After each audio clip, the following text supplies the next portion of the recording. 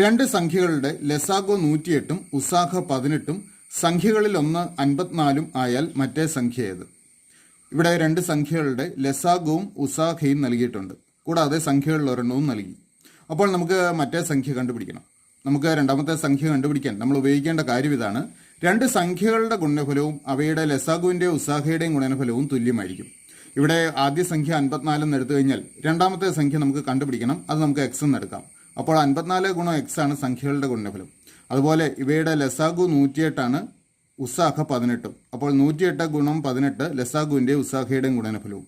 ഈ രണ്ട് ഗുണനഫലങ്ങൾ തുല്യമായിരിക്കും. അതായത് 54 ഗുണം എക്സ് സമം 108 ഗുണം 18 എന്ന് വരും.